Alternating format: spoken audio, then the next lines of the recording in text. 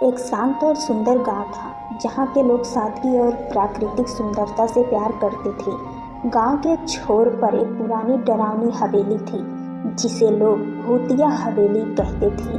कई सालों से कोई वहां नहीं गया था क्योंकि गांव में हवेली के अंदर भूतों के होने की कहानियां मशहूर थी। लोगों का मानना था कि जो भी अंदर जाता है वो लौट कर नहीं आता।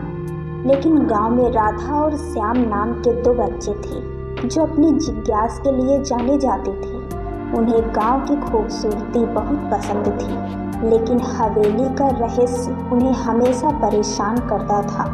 गांव वाले अक्सर उन्हें हवेली के पास जाने से रोकते थे, लेकिन एक दिन उन्होंने फैसला किया कि वे खुद जाकर सच का पता लगाएंगे।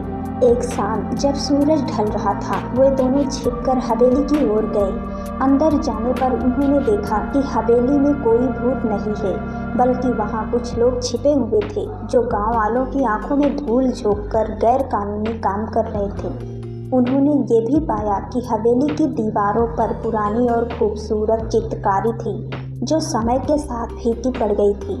हवेली के एक कोने में एक पुरानी डायरी भी मिली जिसमें हवेली के मालिक की कहानी लिखी थी। पता चला कि हवेली का मालिक बहुत दयालु था, लेकिन उसकी मौत के बाद कुछ बुरे लोगों ने डर फैलाकर उस पर कब्जा कर लिया था। राधा और श्याम ने हिम्मत करके उन लोगों का सामना किया और छुपके से पूरे गांव वालों को सारी सच्चाई बताई। गांव वालों ने पुलिस को सूचना दी और अपराधियों को गिरफ्तार कर लिया गया।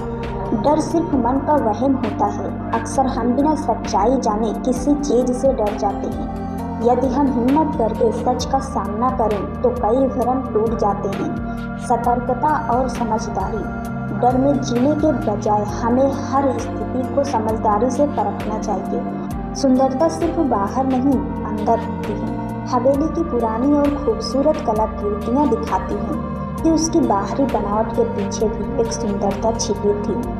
इसी तरह हमें लोगों और जगहों को उनके अतीत या बाहरी रूप से नहीं, बल्कि उनकी असली सच्चाई से जानना चाहिए। जिज्ञासा और हिम्मत। कभी कभी जिज्ञासा और हिम्मत हमें उन सच्चाइयों तक ले जाती हैं जहाँ तक कोई और नहीं पहुँच पाता।